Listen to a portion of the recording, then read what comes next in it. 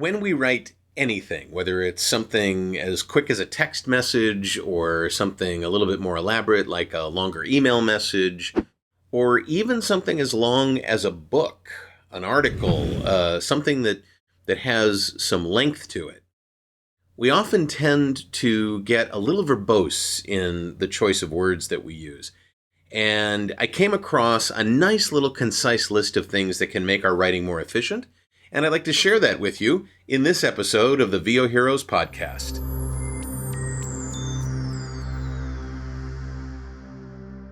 We communicate with our peers, with our team members and our colleagues, with our customers, with our clients, with our family and friends all the time. And we all have different levels of approach to the complexity of that writing.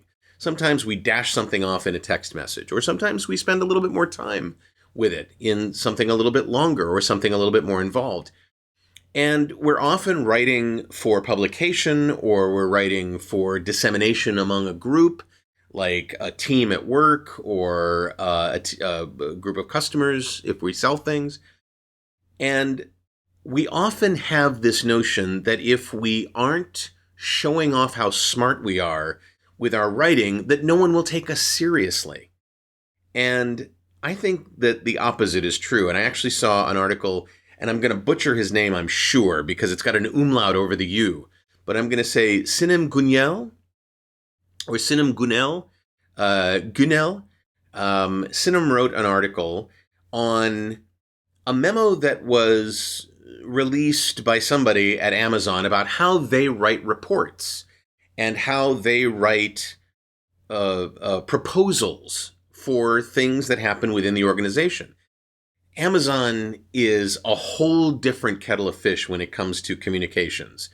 Their size, their reputation, the different worlds that they live in, from retail to servers to Blue Origin to it's just a different level of efficiency when it comes to writing. And they have a number of rules that they have about how they want things structured, and how it's very different from most PowerPoint presentations or written proposals. But there was one very cogent part of his article that I thought would be really helpful, because it kind of shatters the myth of you have to sound educated. And I'm not saying that you should somehow sound stupid. I'm just saying you don't have to do what I'm about to share with you. You can do something else instead. So, as you're writing, how many times have you used these phrases? Due to the fact that, or during the course of, or came in contact with, right? So instead of due to the fact, how about because? Instead of during the course of, how about during? Instead of came in contact with, how about met? During the time that, how about while? We're in the process of learning, how about we're learning? Yes, if you're learning, you're in the process of learning. And then there's a bunch of words that you could possibly check yourself before you wreck yourself. Check the wording of a sentence and see if these words are really necessary. Words like basically, or essentially, or just, or simply, or pretty much, right? There's any number of examples like this, but those kind of stuck out to me in the article, and I'm going to link to the article in the show notes for this episode.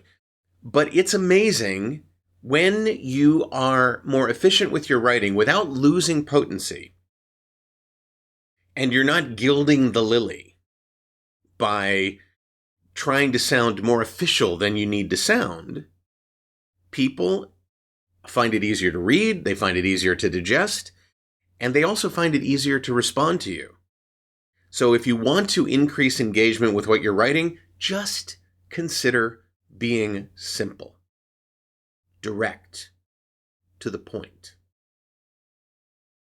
What have you found that are examples that you either decry when people use them, or that you've used yourself, but you found a substitute that works better, right? How have you shortened up and made your communication more efficient without being less potent?